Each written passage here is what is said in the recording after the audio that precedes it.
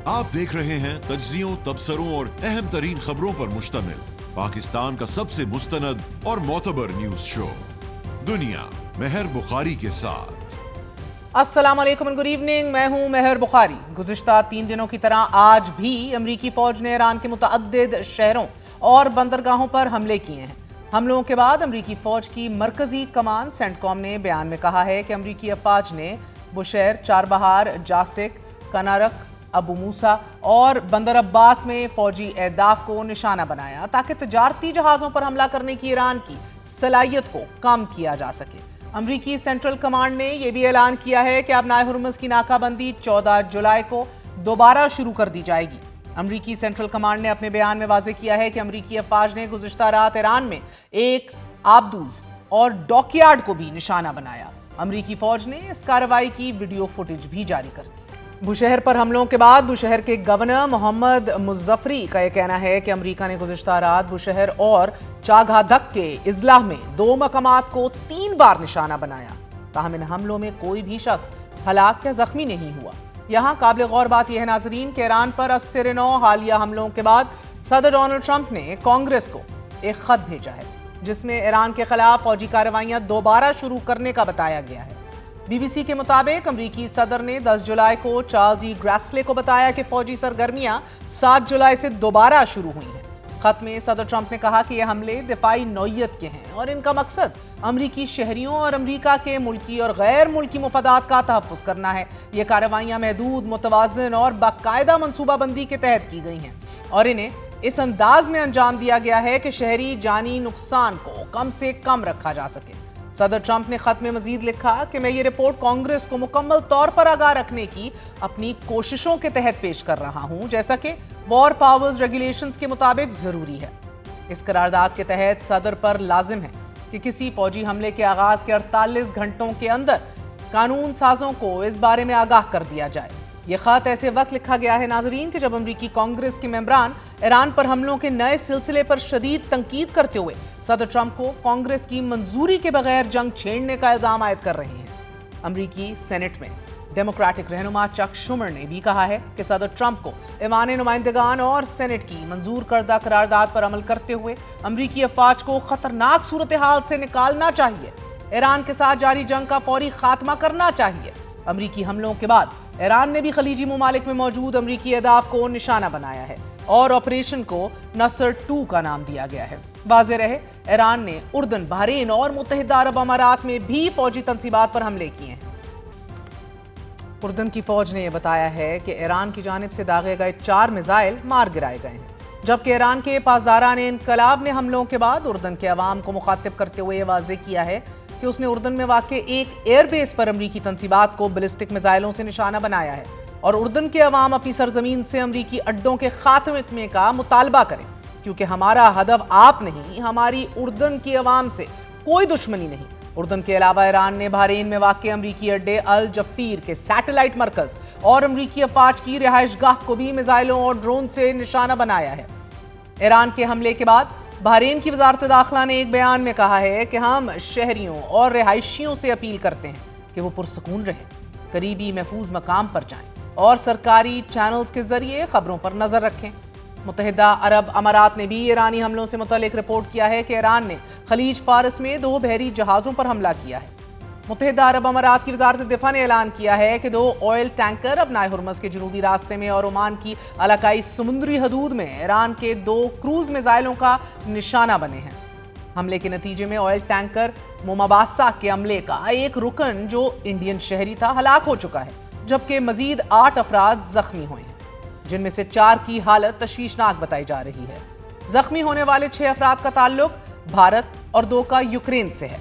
मुत्तहिदा अरब अमारात की वजारत दिफा ने ईरानी हमले को ब्रेजन अटैक करार देते हुए कहा है कि ये इकदाम बैनुल-अक़वामी कानून की संगीन खिलाफ वर्जी है और खित्ते के अमन और इस्तेहकाम को खतरे में डालता है।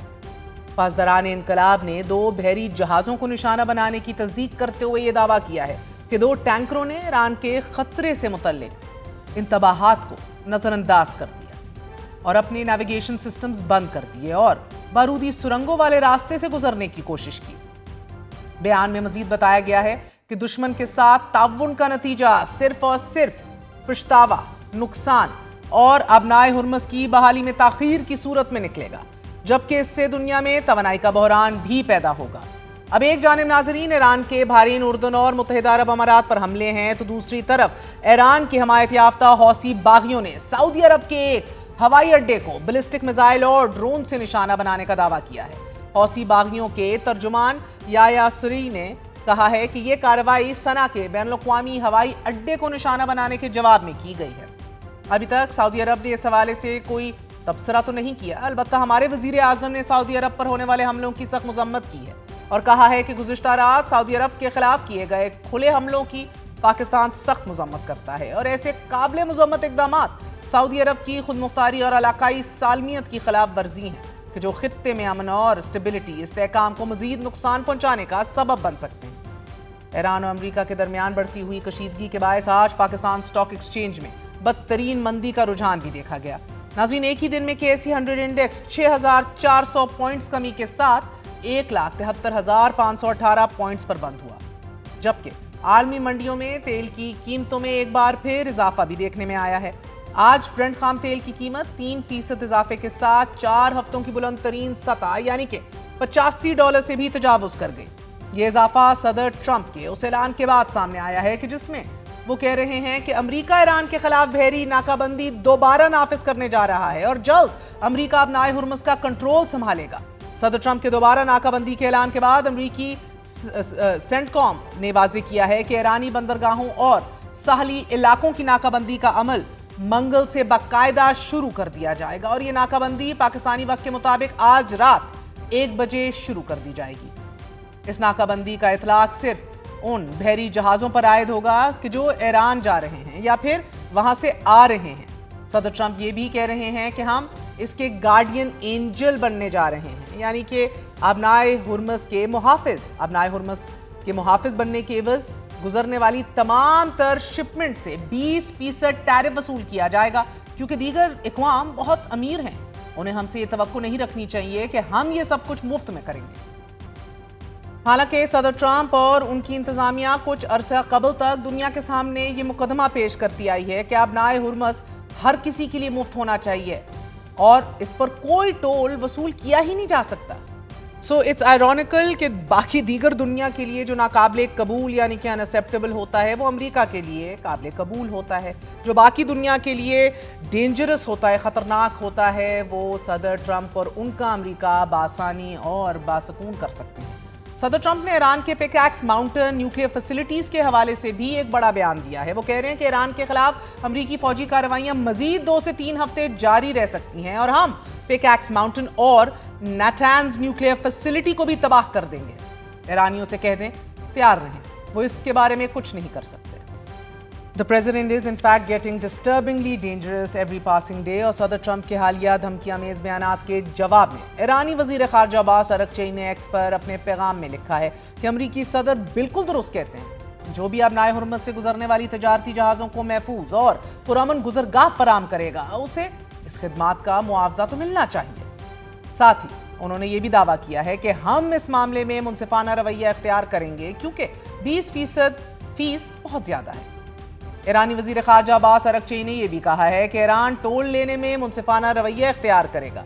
ताहम इंटरेस्टिंगली बरतानिया ने अबनाए हुर्मस से मुतल्लिक सदर ट्रंप की 20% कार्गो चार्जेस वसूली की तजवीज़ की मुखालिफत कर दी है नाजरीन, और बरतानिया का कहना है कि अमरीका को तजवीज़ की मुकम्मल तफसीलात वाज़े करनी चाहिए। हमेशा कहा है कि अबनाए हुर्मस को बैनुल-अक़वामी कानून के मुताबिक दोबारा खोला जाना चाहिए। अबनाए हुर्मस पर कोई टोल या चार्जेस आयद नहीं होने चाहिए, क्योंकि ये टोल टैक्स आलमी तजारत में खलल डाल सकता है। जबकि ईरानी फौज के तर्जुमान ब्रिगेडियर जनरल मोहम्मद अक्रमिनिया ने कहा है कि अबनाए हुर्मस को जंग, शरारत, अमरीकी दबाव या फौजी कार्रवाइयों के जरिए दोबारा नहीं खोला जा सकता। इस अहम आबी गुजरगाह की बहाली का वाहिद रास्ता ईरानी अवाम के हकूक का एहतराम और ईरान के जायज मुतालबात को तस्लीम करना है।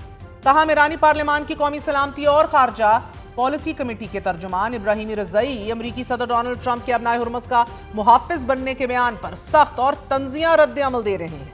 वो कह रहे हैं कि ईरान को अबनाए हुर्मस की हिफाजत के लिए किसी बैरूनी लेबर की जरूरत नहीं। और अगर ट्रंप अबनाए हुर्मुज़ का मुहाफिज बनना ही चाहते हैं, अगर ट्रंप को गार्ड की नौकरी इतनी जरूरी करनी है, इतना ही शौक है, तो वो लिंडसे ग्राहम की कब्र पर मुजावर बन जाए।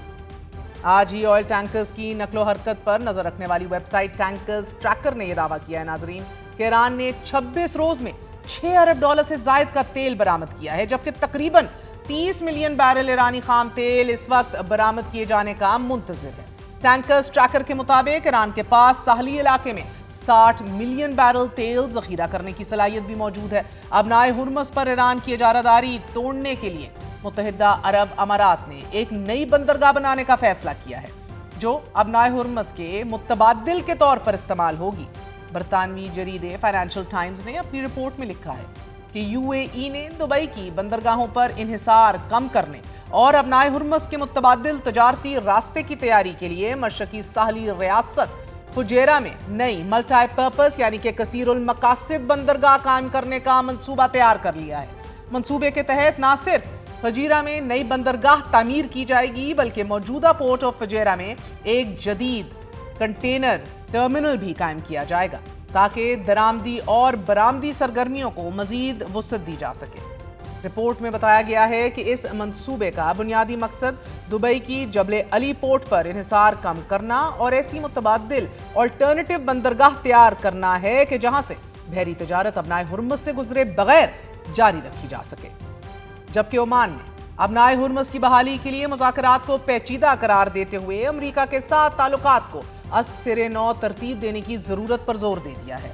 ओमानी वजीर खारजा का कहना है कि ईरान और आलमी बरादरी के साथ मिलकर अबनाए हुर्मुज़ में आजादाना बहरी आमदो रफ्त के इंतजाम तय करने की जिम्मेदारी निभा रहे हैं। इस वक्त पेचीदा मुज़ाकरात जारी हैं। खलीज की सलामती को दरपेश सबसे खतरनाक खतरात खित्ते के अंदर से नहीं, बल्कि बैरूनी खसूसन इजराइल से आने वाले फैसलों और इकदामात से पैदा होते हैं।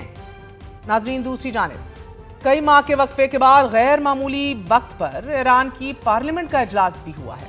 ईरानी पार्लियामेंट की खबरसाल एजेंसी खाना मिल्लत के मुताबिक कई माह के वक्फे के बाद नायब स्पीकर हामिद रजा हाजी बबाई की सदारत में ईरानी पार्लियामेंट के अवामी इजलास का इनेकाद किया गया और 250 से जायद अरकान ने इजलास के दौरान ये फैसला किया है कि हंगामी या गैर मामूली हालात में पार्लियामानी इजलास बहारिस्तान के बाहर भी मुनक्कद किए जा सकेंगे।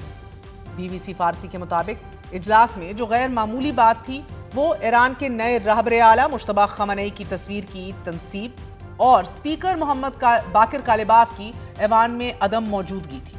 ईरानी सुप्रीम लीडर 28 फरवरी से अब तक मंजर आम पर नहीं आए, अलबत्ता उनके हवाले से खबरें सामने आती रही हैं। मिसाल के तौर पर 16 मार्च को कुवैती अखबार अल जदीरा ने रिपोर्ट में कहा कि मुश्तबा खमनेई को एक रूसी फौजी तैयारे के जरिए खुफिया तौर पर मॉस्को मुंतकिल किया गया, जहां मुबैना तौर पर रूसी सदर व्लादिमीर पुतिन की जानिब से फराहम करदा सहूलत में उनका इलाज किया गया। ईरान ने इस खबर की तरदीद की, अलबत्ता रूस ने इस मुतल्लिक कोई बयान देने से इनकार कर दिया। नाज़रीन, उस वक्त अमरीकी सदर डोनाल्ड ट्रंप ने एक बयान में यह जरूर कहा था कि मुझे नहीं मालूम कि मुश्तबा खमनेई जिंदा है या नहीं, अभी तक किसी ने उन्हें देखा नहीं। मैं सुन रहा हूं कि शायद वो जिंदा नहीं, और अगर जिंदा हैं तो उन्हें अपने मुल्क के लिए दानिशमंदाना फैसले करना चाहिए और हथियार डाल देने चाहिए। अमरीकी सदर ने आज एक बार फिर मुश्तबा खमनेई के बारे में कहा है कि वो 90% खत्म हो चुके हैं। आज मार्च के बाद से मुश्तबा खमनेई से मंसूब कई तहरीरी पैगामात सामने आ चुके हैं। 2 रोज कबल जारी होने वाली ताज़ा तरीन पैगाम में उन्होंने अपने वालिद के कत्ल का बदला लेने का अज़म जाहिर किया। ईरान का साबिक सुप्रीम लीडर आयतुल्लाह खमनेई की शहादत का बदला लेने का ऐलान एक ऐसे वक्त सामने आया कि जब ईरान और अमरीका एक दूसरे पर गुज़िश्ता 3 दिन से मुसलसल हमले कर रहे हैं, और सदर ट्रंप इन्हीं हमलों से मुतल्लिक जुमेरात की रात अमरीकी कौम को एतमाद में लेने का फैसला भी कर चुके हैं। So once again the world is facing very uncertain times indeed, कि जिसकी कीमत पूरी दुनिया को और आलमी मुईशत को हर गुजरते दिन के साथ चुकाना पड़ेगी। एक छोटा सा वक्फा लेते हैं। We're gonna be right back. Stay with us.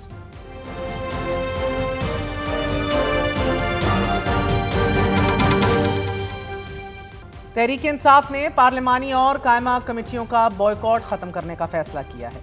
Party अरकान ने 27 अगस्त 2025 को कौमी असम्बली की तमाम कायमा कमेटियों से मुस्ताफी होने का बाज़ाब्ता ऐलान किया था। पार्टी क़यादत की जानिब से कौमी असम्बली की 51 अरकान और सेनेट के 17 अरकान ने कमेटियों की रुकनीत से भी इस्तीफा देने का ऐलान कर दिया था। मुस्ताफी होने वालों में पार्टी के मरकजी रहनुमा बैरिस्टर गौहर अली खान भी शामिल थे, जिन्होंने 4 कमेटियों से इस्तीफा दिया था। इस्तीफों का मकसद इमरान खान की कैद और पार्टी रहनुमाओं को दी जाने वाली सजाओं के खिलाफ एहतजाज रिकॉर्ड करवाना था। तहरीक इंसाफ ने अपने बॉयकॉट खत्म करने के इस फैसले से कौमी असम्बली के सेक्रेटेरिएट को आगाह कर दिया है। जमात ने इससे कबल अपनी सियासी हिकमत अमली के तौर पर पार्लिमानी कार्रवाई और कमेटी के इजलासों का बॉयकॉट किया था। ताहम अब पार्टी ने कमेटी की सरगर्मियों में दोबारा शिरकत का फैसला कर लिया है। तहरीक इंसाफ के पास इस वक्त कौमी असम्बली की 7 कायमा कमेटियों की चेयरमैनी मौजूद है। अब स्पीकर कौमी असम्बली ने अब तक किसी भी कमेटी के चेयरमैन का इस्तीफा कबूल नहीं किया, जबकि अरकान असम्बली की कायमा कमेटियों में वापसी से मुतल्लिक जमात में इख्तलाफात की खबरें भी गर्दिश में रही हैं। तहरीक इंसाफ का एक ग्रुप कमेटियों में वापसी का हामी रहा है, जबकि दूसरा इसकी मुखालिफत कर रहा है।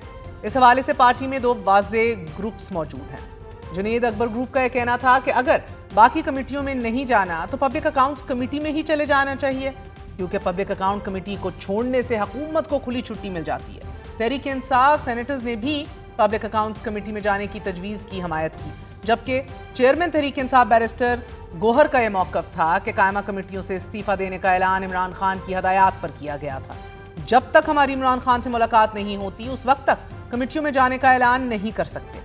इससे कबल भी तहरीक इंसाफ नवाज शरीफ हुकूमत के दौरान कौमी असम्बली से मुस्ताफ़ी हुई थी, लेकिन बाद में मुज़ाकरात के जरिए उनके इस्तीफ़े स्पीकर कौमी असम्बली एयाज सादिक ने वापस ले लिए थे। अब ये सवाल अपनी जगह अहम है नाजरीन कि क्या कमेटियों में वापसी का फैसला इमरान खान की हदायत पर किया गया, क्या हालात को मद्देनजर रखते हुए ये फैसला किया गया, या is the party organically trying to learn how to take these decisions in the absence of any communication with Imran Khan. ताहम तहरीक इंसाफ की कमेटियों से मुस्ताफ़ी होने के फौरी बाद सेनेटर फैसल वाडा ने यह तब इंकशाफ ज़रूर किया था कि तहरीक इंसाफ जल्द पार्लिमानी कमेटियों में वापस भी आएगी। अब दूसरी जानिब अडयाला जेल में आज इमरान खान से मुलाकात का दिन भी था। मुलाकात के लिए 6 नामों पर मुश्तमिल फहरिस्त तहरीक इंसाफ कोऑर्डिनेटर सलमान अकरम राजा की जानिब से जेल हुक्काम को भिजवा दी गई, और इस लिस्ट में चेयरमैन तहरीक इंसाफ बैरिस्टर गौहर अली खान, सलमान अकरम राजा और सरदार अब्दुल लतीफ खोसा के नाम शामिल थे। हिज़्ब मामूल मुलाकात की इजाज़त मिली नहीं, लेकिन आज ही बुशरा बीबी की फैमिली भी मुलाकात के लिए अडयाला जेल पहुंची और बुशरा बीबी की फैमिली को मुलाकात की इजाज़त दे दी गई। बुशरा बीबी से मुलाकात के लिए मेहरुनिसा और मुबशरा शेख अडयाला जेल के अंदर रवाना हुई। बुशरा बीबी से उनकी बेटी और भाभी ने कॉन्फ्रेंस रूम में मुलाकात की कि जो 40 मिनट तक जारी रही, जबकि चंद दिन कबल अडयाला जेल में बुशरा बीबी और इमरान खान की मुलाकात भी करवाई गई थी, जिसका दौरानिया 25 मिनट बताया गया। अलीमा खान की सरबराही में मोबिलाइजेशन तहरीक, कायमा कमेटियों में वापसी, तहरीक इंसाफ की सियासत नया रुख इख्तियार कर रही है। And where will Imran Khan figure out in all this? क्या सियासत की इस तर्ज में मुज़ाकरात का ऑप्शन भी मौजूद है, और क्या तहरीक इंसाफ सियासत की तर्ज बदलने पर एक पेज पर है? इसी हवाले से बात करेंगे। हमारे साथ मौजूद हैं मुस्लिम लीग नून के रहनुमा सेनेटर अफनान उल्लाह साहब, हमारा साथ दे रहे हैं सेनेटर हुमायूं मोहम्मद साहब, तहरीक इंसाफ के रहनुमाया। दोनों का बहुत बहुत शुक्रिया। मुझे फरमाई दीजिएगा सेनेटर हुमायूं, आपसे आगाज़ करूंगी कि पीटीआई ने पार्लिमानी और कायमा कमेटियों का जो बॉयकॉट है वो ख़त्म करने का फैसला किया है, क्यों कर किया है, कैसे किया है, उस पर ज़रा रोशनी डालिएगा। क्योंकि एहतसाब के लिए कमेटी के प्लेटफॉर्म्स को इस्तेमाल करने की ख्वाहा तो रही है जमात, लेकिन तहरीक इंसाफ ने कौमी असम्बली से इस्तीफ़े दिए और बड़ी एक स्टेटेड पोजीशन ही अपनी मानी। So what is the thinking right now exactly? बिस्मिल्लाहिर्रहमानिर्रहीम, या का नाबुदो या का नस्ताइन। देखिए, इस टॉपिक के ऊपर जो पार्लियामेंट्री पार्टी है उनका लीडर ऑफ अपोजिशंस के होते हुए और जो चेयरमैन और सेक्रेटरी जनरल के होते हुए एक दो दफ़ा काफ़ी डिस्कशंस हुई, हीटेड डिबेट हुई है। और वहाँ पे जो वो था वो तकरीबन 99% with probably exception of 1 or 2 people, बाकी सब ने ये कहा था कि 2 तरीके हो सकते हैं। या तो अगर आपने सिर्फ और सिर्फ सेनेट में और नेशनल असेंबली में रहना है तो वो उसका कोई फ़ायदा नहीं है, या आप इसमें किसी में भी ना रहो, क्योंकि जो नेशनल असेंबली और सेनेट है वो तो एक डिबेटिंग क्लब टाइप चीज़ है ना, जो असल काम होता है वो कमेटीज़ में होता है। तो अगर आपने किसी जगह पे बिल को के अंदर जो खराबी हैं वो निशानदेही करनी है तो आप उसमें जाके करो, अदरवाइज कोई फ़ायदा नहीं है। तो उस पे ज़्यादातर लोगों का ये वो था, राय थी कि हमें उसमें जाना चाहिए, ये एक था। अभी क्या डिसीजन हो गया या नहीं हो गया, अभी मुझे उसका पूरी तरह इल्म नहीं है, लेकिन सुनने में आया कि शायद डिसीजन हो गया है। अब आई डोंट नो कि ये इम्प्लीमेंट कब से कराते हैं।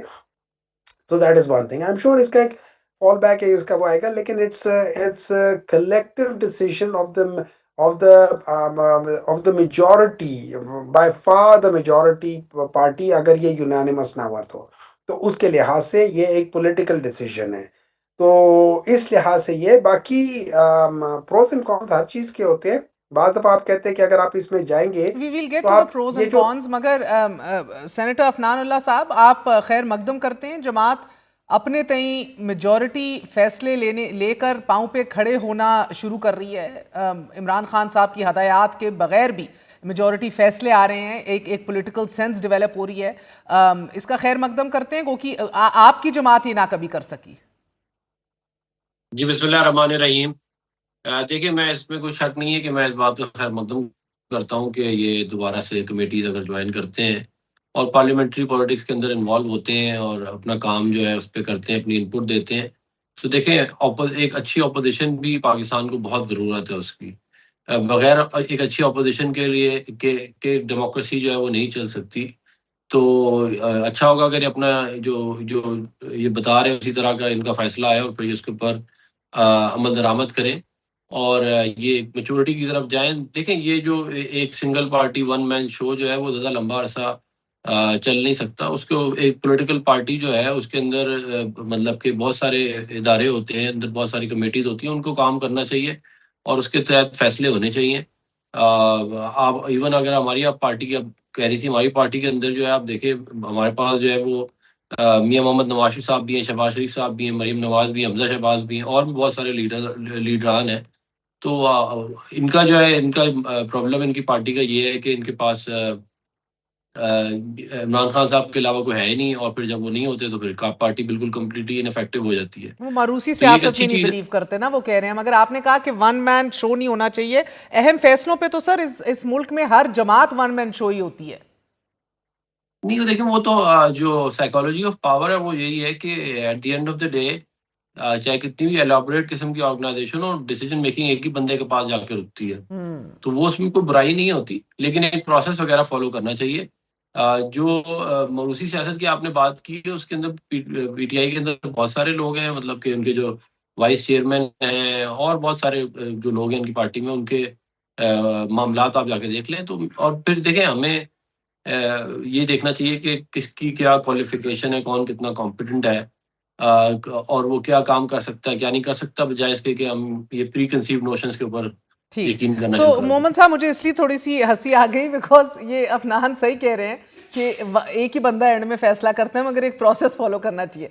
आप सब के सब उस प्रोसेस को फॉलो करते हैं। आप बैठ जाते हैं, बैठक नहीं, लगाते हैं, सब अपनी राय तो दे देते हैं, कुछ जमातों में ज्यादा खुल के, कुछ जमातों में जरा नाप तोल के बात की जाती है, मगर फैसला तो एंड में या तो इमरान खान ने करना है, या नवाज शरीफ ने करना है, आसिफ अली जरदारी साहब ने करना है। और वो जिस प्रोसेस का जिक्र कर रहे थे, मुझे इसलिए भी हंसी आ गई क्योंकि लंदन में भी एक अहम बैठक हुई थी जब मियाँ साहब उधर होते थे। बाजवा साहब को एक्सटेंशन देनी थी, सबकी बात सुनी गई, किया वही जो मियाँ साहब ने करना था।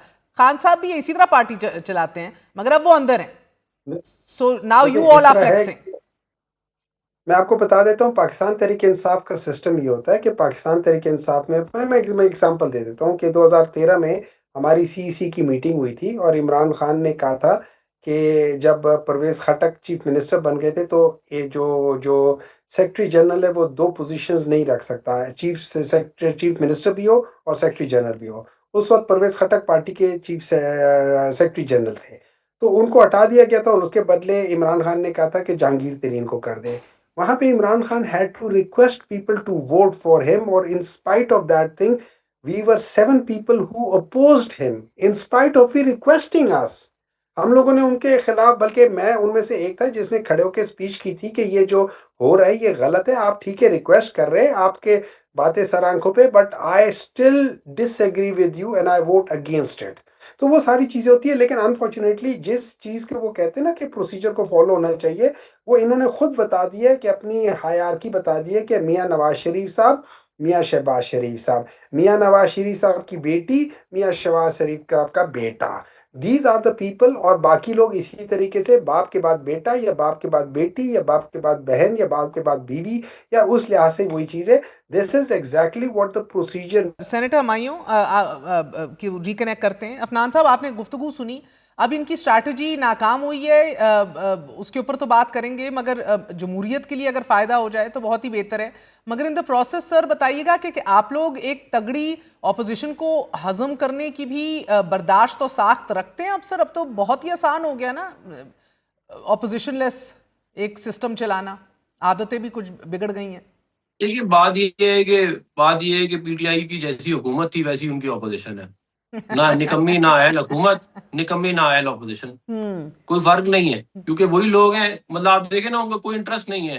1 साल से ये लोग कमेटियों में नहीं आए, कितनी जबरदस्त ऑपोजिशन है। किसी पब्लिक इंटरेस्ट के इशू के ऊपर इन्होंने आवाज नहीं उठाई, कितनी जबरदस्त ऑपोजिशन है, सिवाय 804, सिवाय बस 804 804 804। तो अगर इस तरह की ये, और उसके बाद ये हमें लेक्चर भी दे रहे होते हैं मौरूसियत का। So, भाई बात आप ये खैर है कि मकदम कर रहे हैं, मगर आपको आपकी टेंशन पार्टी ज्यादा के नहीं है अंदर इनकी जितनी ऑपोजिशन मौरूसियत से है, भी, आप कह रहे हैं आप दोबारा बेहंगम है कहिएगा। सिलसिला। आप कह रहे हैं कि आप खैर जी मकदम जी, कर रहे हैं कि बेहंगम ये कमिटीज में आ रहे हैं, but you not very stressed. बेहंगम सी स्ट्रैटेजी है, मैं तो बल्कि कहूंगी बेहंगम स्ट्रैटेजी सी है है। ही नहीं जमात में अभी, बड़ा बात मुकम्मल कोई कर लें जमात में सर। स्ट्रैटेजी नहीं है, कोई जमात में स्ट्रैटेजी नहीं है। बस वो ये स्ट्रैटेजी है कि बस जो है इमरान खान साहब को कभी कोई खाने का मसला है तो वो हाईलाइट हो जाएगा, कभी कोई दवाई का, कभी कोई और। बस ये पीटीआई की टोटल सियासत रह गई है। बस आप उठा के देख ले, कभी ये कोई आवाम के मुफाद की बात कर ले। सर वैसे खैबर इनकी ये पख्तूनख्वा बात तो में कोई सही है, बड़े आपने भी प्रोजेक्ट गिनवा हाईलाइट दें। की अपनी हायर की, नवाज शरीफ, शहबाज शरीफ, मरियम, तो जब अगर 2 अंदर थे तो 1 बाहर था, 1 अंदर था तो 2 बाहर थे, तो क़यादत संभली रही किसी ना किसी तरीके से। जी इनके यहाँ तो ये मसला है ना, मौरूसी सियासत में एक तो यकीन भी नहीं रखते, और दूसरा 1 अंदर है तो फिर कौन बाहर है? ये दे आर मौरूसी सियासत में बहुत यकीन रखते हैं। मौरूसी सियासत में ये बहुत यकीन रखते हैं, वरना आप मुझे बता दें कितने लोग इनकी पार्टी में जिनके बच्चे इलेक्शन लड़ रहे हैं, कितने, एक नहीं पता नहीं कितने, बल्कि आप उठाते जाए, मैं आपको बताता जाता हूँ।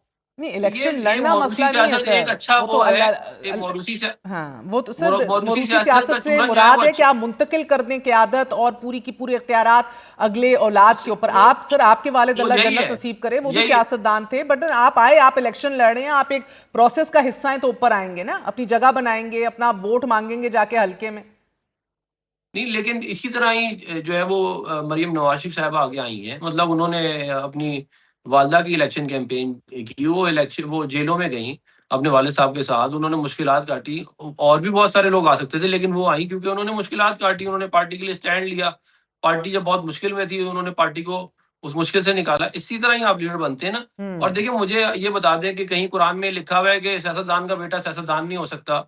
किसी किसी रिलीजन में ये वाली बात लिखी हुई है, किसी मोरालिटी के कोड में ये वाली बात लिखी हुई है। ये तो आपने एक नॉन इशू को इशू बना दिया अच्छा, है। मुझे पैगंबरों के पूछने घर दें पैगंबर सेनेटर पैदा साहब होते रहे। से। सेनेटर हुमायूं, बताइएगा ये स्ट्रैटेजी में क्या आप लोग फिर नाकाम हुए हैं? इमरान खान के लिए रिलीफ नहीं मिल सका, उनको बाजियाब बाहर तो आप लोग करा नहीं सके, माजरत के साथ, मगर एंड ऑफ द डे जो उन्होंने हुक्म दिया थे वो भी रिवर्स हो रहे हैं।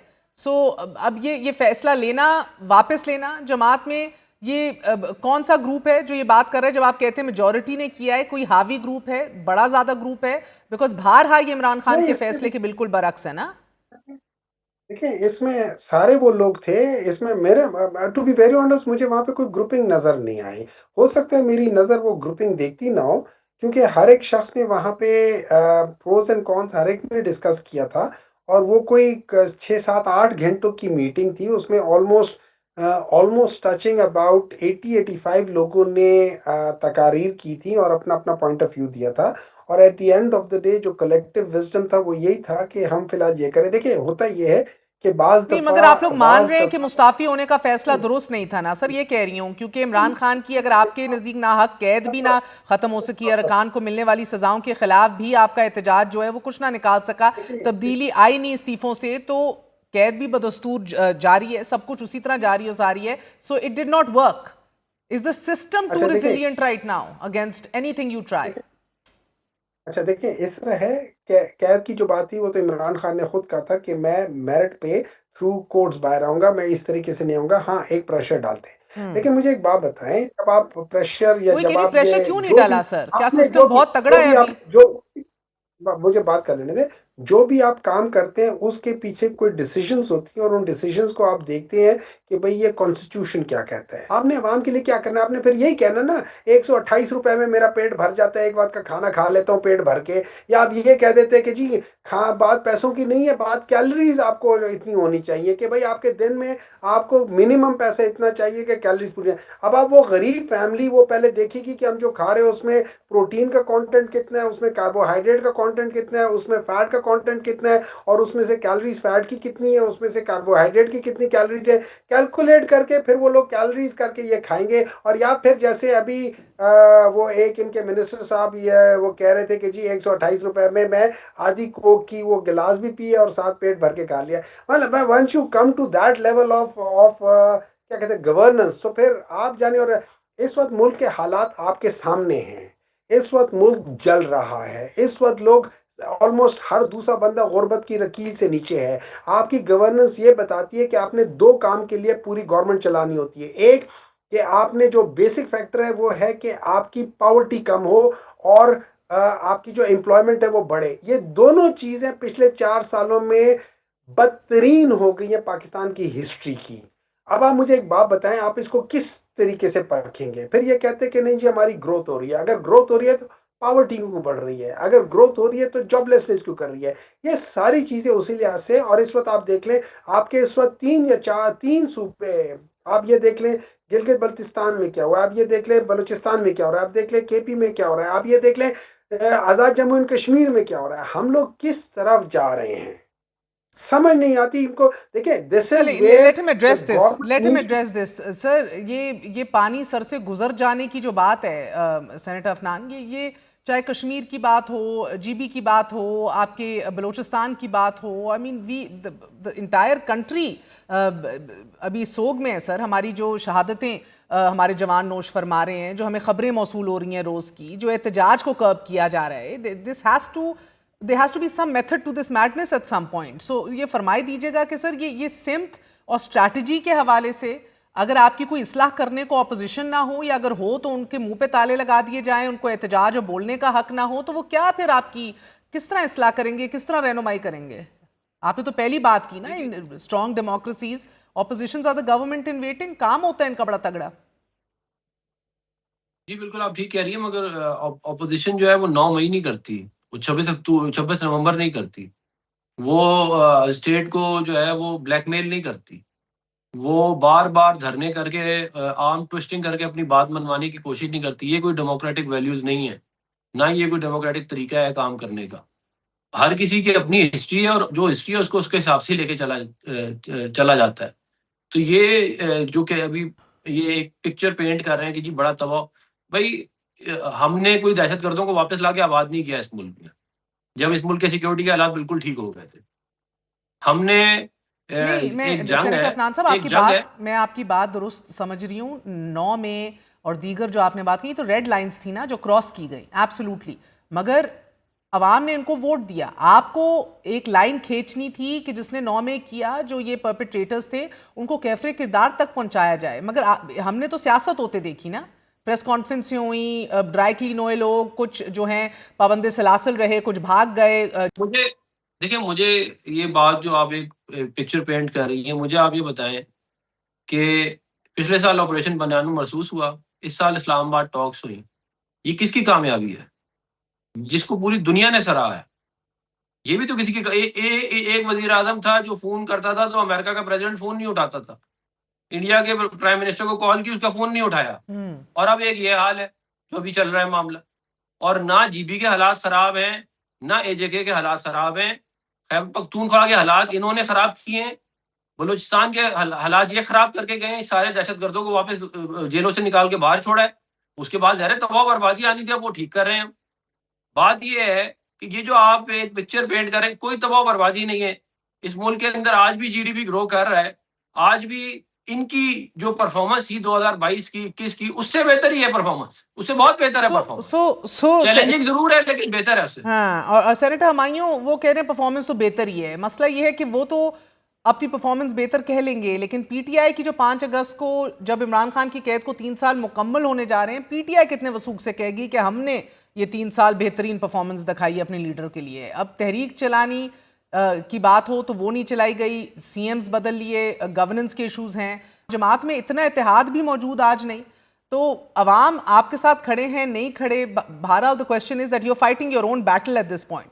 सो आप लोग सर्वाइवल की जंग लड़ते लड़ते अभी कौम की खिदमत तो नहीं कर सकते इन टर्म्स ऑफ गवर्नेंस। देखिए अभी वर्ल्ड बैंक की मैं वो देख रहा था with respect to Khyber Pakhtunkhwa कि उसमें उन्होंने एक्चुअली खैबर पख्तूनख्वा की तारीफ की है कि Khyber Pakhtunkhwa probably has done the best among the all provinces. Number 2, इनको शायद पता नहीं है, जैसे आपने वो बात की थी, इनको शायद पता नहीं है कि प्रोसिक्यूशन एंड प्रोसिक्यूशन में क्या फ़र्क है। ये लोग प्रोसिक्यूशन में बिलीव करते हैं, प्रोसिक्यूशन में बिलीव नहीं करते हैं। रही बात 9 मई की, तो क्या जैक ने भी 9 मई किया था? रही बात 9 मई की, तो क्या 9 मई के बाद अवाम ने क्या किया है? 8 फरवरी को उन्होंने क्या मैंडेट दिया था? रही बात ये उसमें कि आप जिस बंदे ने काजी फायज ईसा ने इंग्लैंड में एक वो दिया, उसने कहा कि जी मैं सारे फैसले नहीं कर सकता था, मेरे इख्तियारात नहीं थे, वो ओपनली एक्सेप्ट कर रहा है कि ये जो बल्ले का निशान और ये सारी चीज़ें थे, that was forced on him to do it. अब क्या हुआ है, किस लिहाज से हुआ है, ये सारी चीज़ें। नंबर 2, मुरीद की में क्या हुआ था, क्या उन लोगों ने भी 9 में किया था? देखिए बात ये हो जाती है, ये लोग ऑपोजिशन इसलिए नहीं बर्दाश्त कर सकते, जब पाकिस्तान तहरीक इंसाफ हुकूमत भी थी, ये 4 दफ़ा इन लोगों ने धरने, 4 दफ़ा इन लोगों ने इस्लामाबाद में आके स्टेज किया है। हमने इनको आने दिया, नहीं रोका। क्यों? हम लोग जेन्युइन तरीके से आए थे और इन लोगों को हमने इजाज़त दी है। चूंकि इनके पास मैंडेट नहीं है, ये बर्दाश्त नहीं कर सकते हमें। जब ये बर्दाश्त नहीं कर सकते, ये हमें कभी आने नहीं देंगे, ये हमें कभी कभी हमें कोई प्रोटेस्ट नहीं करने देंगे, ना ये हमें लाहौर पंजाब में करें, पंजाब में तो खास तौर पे नहीं करने देंगे। जो ही हम कोई बात करते हैं, ये उससे 1 हफ्ता 10 दिन पहले अरेस्ट करना शुरू कर देते हैं। ये क्या हमें बर्दाश्त करेंगे? देखें, बर्दाश्त वो करता है जो मेरिट पे हो, जो मेरिट पे ना हो वो बर्दाश्त नहीं करता। जैसे अभी हम लोगों ने देख लिया कि थोड़ी सी मिसाल मैं वैसे ही दे रहा हूँ, ऑफ कलर जाके दे रहा हूँ, ये हमने वर्ल्ड कप में भी देख लिया कि किस तरीके से लोगों को फैसिलिटेट किया आप जा रहा इतना है। दूर वो क्यों लोग जा भी रहे हैं बर्दाश्त वर्ल्ड कर कप सकते में? हैं। मैं अफनान साहब से पूछें, इमरान खान गुज़िश्ता 3 साल से सेनेटर अफनान कैद में है, हुकूमत आज भी बज़िद है कि जमात, फैमिली और वकला में से किसी को नहीं मिलने देंगे उनसे। सर ये बर्दाश्त का ये पैमाना। देखिए बात ये है कि बर्दाश्त का पैमाना ये है कि राना सनाउल्लाह साहब के ऊपर ठीक। 15 किलो जो है हेरोइन लगा के उन पे मुकदमा किसने बनाया था? और फिर किसने खड़ा होके कौमी असेंबली में कलमे पढ़ के कहा था कि बिल्कुल ठीक किया है? टिट फॉर टैट ये टिट फॉर टैट नहीं है। है। टिट फॉर टैट होता तो 2013 से 18 हम इनके वही तो साथ है करते सर, ना। और क्या है? जब 2013 से 18 हमने इनके साथ कुछ नहीं किया, हम इनकी हुकूमत गिरा सकते थे, हमने नहीं गिराई। हमने इनका एक बंदा जेल में, हालांकि मुसलसल एक कॉन्स्पिरेसी चल रही थी सर हमारे मैंने घर में, आपसे कहा कि लेकिन हमने कोई नहीं मिला किया। मेरी नहीं 1 गुजारिश साल से सुने, इमरान खान से, आपने राना सनाउल्लाह साहब का कहा, आप गलत एक था, मिनट सुन हमने लें। तब भी गलत कहा, मगर ये मेरी टिट फॉर गुजारिश टैट ही है ना, मेरी अदरवाइज क्या गुजारिश एक मिनट सुन जस्टिफिकेशन लें। दे रहे हैं आप? देखिए आप उनको बात करने देती हैं, फिर आप मुझे भी बात करने देना। नहीं मैं मेरी करने दे रही गुजारिश हूँ ना, आप पूरी सुन समझना लें। चाह रही बात हूँ। ये है, मैं ये बताना चाह रहा हूँ कि देखिए 2018 की इलेक्शन की जो बाय प्रोडक्ट है वो हमें बता रही है कि धांधली कैसे होती है। आप जब वजीर आजम स्रोत बने थे, आप लोगों के आपके आपके वजीर आजम ये फरमाते थे कि जनरल बाजवा से अच्छा तो कोई जनरल है ही नहीं इस और दुनिया सर में। आपके वजीर आजम आपके कहते हैं लोग कि ये कहते 2000 थे कि 2018 का जितना फेयर था इलेक्शन, आप लोग ये भी उतना ही फेयर है। तो मेरी दूध का गुजारिश दूध, पानी का पानी हो गया। मेरी गुजारिश तो सुन लें। देखें, मुझे आपकी बात ये है, नहीं, दूध का दूध पानी का पानी। आप मुझे बता देना कि 2018 के इलेक्शन का जो आरटीएस बैठा था वो किसने बिठाया था? ये इतने बड़े मेरिट वाले चीते हैं, तो फिर मेरिट पे आते ना उस वक्त 2018 सर में। मैं तो कह रही हूँ इस कि मुल्क के आरटीएस अंदर बैठा था, तो इस वाले हाइब्रिड इलेक्शन निजाम में क्या कौन हुआ लेके था आया? मुझे ये बताएं, कि आपके वजीर आजम कह रहे हैं कि जितना वो फेयर और मुनसिफाना था उतना ये फेयर था, तो इधर क्या बैठा था? मेरी गुजारिश मुझे बताएं, हाइब्रिड निजाम इस मुल्क में कौन लेके आया था? ऐलान किया था कि हम इस मुल्क में हाइब्रिड निजाम लेके आ रहे हैं, वो कौन शख्स था? आज आप बैठ के हमें कहानियां सुना रहे हैं, आज जैसे हमें कुछ पता नहीं है आप क्या करते रहे। आज भी आपकी यही कोशिश है वैसे कि बात आप सही किसी है बैकडोर सेनेटर से हुकूमत अफनान, में आ जाएं। सेनेटर हुमायूं मोहम्मद ये तो सीख चुके थे, ये तो कहते थे ये तारीख से सीख आपने चुके मुझे हैं, बात तो करने मगर नहीं दी, ये मुसलसल आप बोले जा रही सर थी। नहीं, मैं तो आप, आई एम आप उनको भी अप्रिशिएटिंग सपोर्ट यू। करती हैं और आप मुझे भी बोलने नहीं मैं देती। अफनान साहब, मैं आपको अप्रिशिएट कर रही हूँ, मुझे मौका तो दें। आपको नहीं, कभी मुझे बात टीवी तो पे कर बैठ के कम ही अप्रिशिएट किया जाता है, फिर आप बात आप ही कर ले।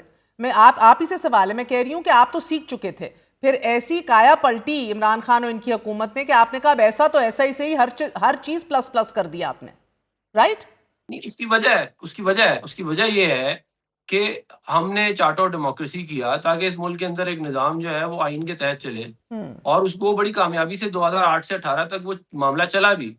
वो कौन शख्स था जिसने जाके इसको COD को जो है वो इसको इनइफेक्टिव किया? किसने साजिश करके इस मुल्क की जमहूरियत को डीरेल करके हाइब्रिड निज़ाम लेके आया? सवाल तो ये है पूछने वाला। बकौल उसके जरदारी बाद साहब आप तो वो किसी और नवाज से पूछ शरीफ सकते हैं साहब थे ना। वैसे। आप मुझे एक बात बताएं, एक बंदा चीटिंग कर करके जो है वो अच्छे नंबर ले, वो दूसरे को जाके क्या कह सकता है कि तुम चीटिंग कर रहे हो? 2013 का इलेक्शन तो आप मुझे बताएं, 2013 के इलेक्शन में सुप्रीम कोर्ट में पूरी इंक्वायरी हुई, उन्होंने कहा there was no systematic rigging. Pakistan की तारीख का वो वाहिद इलेक्शन है जिसमें कोई सिस्टमैटिक रिगिंग नहीं थी, और सुप्रीम कोर्ट ने ये कहा और PTI ने माना इस बात को।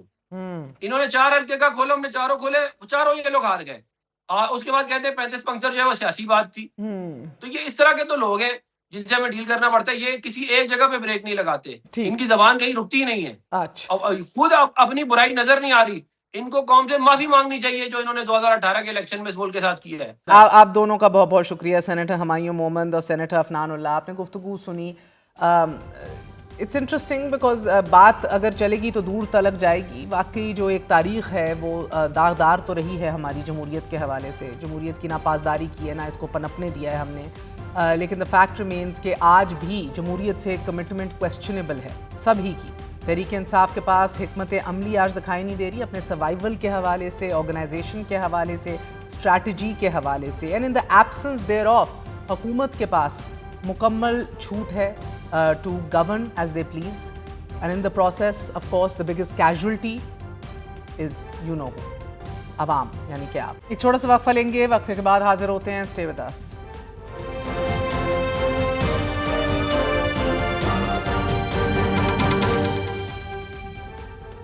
आपको और मुझे पासपोर्ट के हसूल के लिए तवील कतारों, मुकर्ररा फीस और इंतज़ार के मराहिल से हर सूरत गुजरना है। ताहम खैबर पख्तूनख्वा असेंबली के बाद सेनेट की कायमा कमेटी ने मुतफ़िक़ा तौर पर एक ऐसे बिल की मंजूरी दी है कि जिसका मकसद साबिक अरकान पार्लियामेंट के ज़ेर कफ़ालत बच्चों को ब्लू पासपोर्ट जारी करने की इजाज़त देना है। इस बिल के तहत आला सरकारी ओहदों पर फाइज शख्सियात ब्लू और रेड पासपोर्ट मुफ्त और अर्जेंट बुनियादों पर हासिल कर सकते हैं। ये इस्तेकाक सदर मुमलिकत, वज़ीर आज़म, स्पीकर कौमी और सूबाई असम्बली, सेनेटर्स, अरकान कौमी और सूबाई असम्बली, आला अदलिया के जजेस और ग्रेड 22 के अफसरान का होगा, जबकि उनके अहले खाना भी इस सहूलत के दायरा कार में शामिल हैं। कौमी असम्बली के 432 अरकान, पंजाब असम्बली के 350 से जायद अरकान, खैबर पख्तूनख्वा असम्बली के 100 से जायद, जबकि सिंध असम्बली के 150 और बलोचिस्तान असम्बली के 50 से जायद अरकान ब्लू पासपोर्ट हासिल कर चुके हैं। इसके अलावा 100 से जायद सेनेटर्स, कौमी और सूबाई असम्बलियों के स्पीकर्स, डेप्यूटी स्पीकर्स, चारों सूबों के वज़राए आला और ग्रेड 22 के 100 से जायद अफसरान को भी ब्लू पासपोर्ट जारी किए गए हैं। मुसद्दका इतलात है नाजरीन के पासपोर्ट अर्जेंट कैटेगरी में बगैर किसी फीस के जारी किए जा रहे हैं। इससे पहले खैबर पख्तूनख्वा सूबाई असम्बली ने पावर्स, इम्यूनिटीज, प्रिविलेजेस के नाम से एक बिल पास किया। इस बिल में अरकान असम्बली के लिए इख्तियारात, मर्रात और इस्तेकाक में इजाफा किया गया, जिससे हुकूमती और अपोजिशन अरकान की हमायत हासिल हुई। आयरनी तो यह है कि साबिक वज़ीर आज़म इमरान खान और उनकी जमात पाकिस्तान तहरीक इंसाफ VIP कल्चर के सख्त मुखालिफ थी, मगर अब अरकान असम्बली के लिए वही इख्तियारात, मर्रात और इस्तेकाक मांगे जा रहे हैं कि जिस हवाले से वो तनकीद बड़ी किया करते थे। हुकूमती अरकान के अलावा इस कानून साजी में खैबर पख्तूनख्वा में अपोजिशन की जमातें, पाकिस्तान पीपल्स पार्टी, पाकिस्तान मुस्लिम लीग नून और अवामी नेशनल पार्टी भी शामिल हैं। इंसाफ का कहना है कि ब्लू पासपोर्ट के बारे में सिफारिशात वफाकी हुकूमत को भेज दी गई हैं और ये पहली मर्तबा नहीं हुआ। इससे पहले भी ऐसी सिफारिशात वफाकी हुकूमत को भेजी जा चुकी हैं और ये पासपोर्ट वफाकी हुकूमत की मंजूरी से जारी हो सकेंगे। कवायद के मुताबिक अरकान पार्लियामेंट को ब्लू पासपोर्ट जारी किया जा सकता है, ताहम रुकने पार्लियामेंट के बच्चों को ब्लू पासपोर्ट जारी करने की इजाज़त नहीं है। वजारत दाखिला के अहलकार के मुताबिक अगर कौमी असम्बली अपनी मुद्दत पूरी ना कर सके तो फिर जिन अरकान को ये ब्लू पासपोर्ट दिया जाता है उनसे ये वापस मांग लिया जाता है, और अगर ये वापस ना दें, अगर ऐसा ना हो तो मुतलका हुक्काम की जानिब से उनके नाम स्टॉप लिस्ट में दाखिल कर दिए जाते हैं।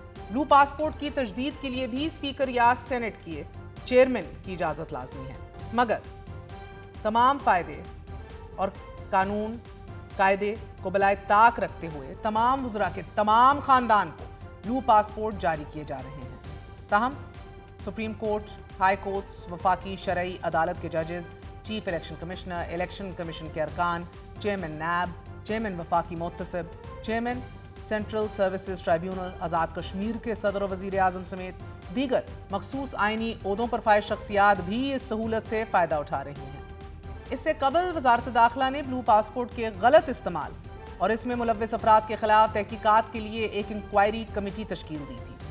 वजारत दाखिला का कहना था कि ये काफ़ी संजीदा नौयत का मामला है, क्योंकि इस इकदाम से दुनिया के मुख्तलिफ ममालिक में पाकिस्तान की बदनामी हो रही है। वज़ीर आज़म की जानिब से भी ब्लू पासपोर्ट के गलत इस्तेमाल पर नाराज़गी का इजहार किया गया है। सेनेट की कायमा कमेटी के इजलास में इस बात की निशानदही की गई थी कि कुछ अरकान पार्लियामान की फैमिली की जानिब से ब्लू पासपोर्ट का गलत इस्तेमाल हो रहा है, जिसकी वजह से कुछ ममालिक ने वहां तैनात पाकिस्तानी सफारत खाने के अमले को बुलाकर बाकायदा तौर पर इसकी शिकायत भी की है। कायमा कमेटी के इस इजलास में ये तो नहीं बताया गया नाजरीन कि वो अरकान पार्लियामेंट की फैमिली की जानिब से ब्लू पासपोर्ट का गलत इस्तेमाल किस तरह किया गया या वो थे कौन।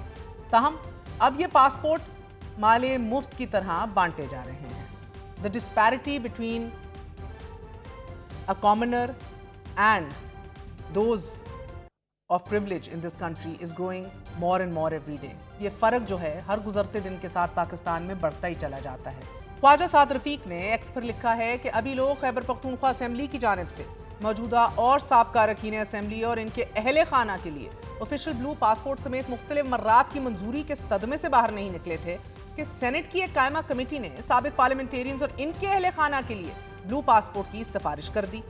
नाज़रीन, वाज़ेह रहे कि ये पासपोर्ट चारों सूबाई असेंबलियों के अरकान हासिल कर चुके हैं और बिल सेनेट की कायमा कमेटी ने मंजूर भी कर लिया है। द बिगर ट्रेजेडी इज कि एक कौम की असल स्ट्रेंथ मेजर होती है not by the wealth of its richest के अमीर और उमरा जो हैं वो कितने अमीर हैं, बट बाय द फैक्ट कि जो आम आदमी है उसके पास कितने वसाइल और अपॉर्चुनिटीज़ अवेलेबल हैं। Pakistan greatest challenge is to bridge this gap, मगर हम इधर उमराह को मज़ीद अपॉर्चुनिटीज़ देते हैं और गरीब से ये अपॉर्चुनिटीज़ और मौक़े छीनते ही चले जाते हैं। आज के लिए इजाज़त दीजिए। गुड नाइट, अल्लाह हाफ़िज़।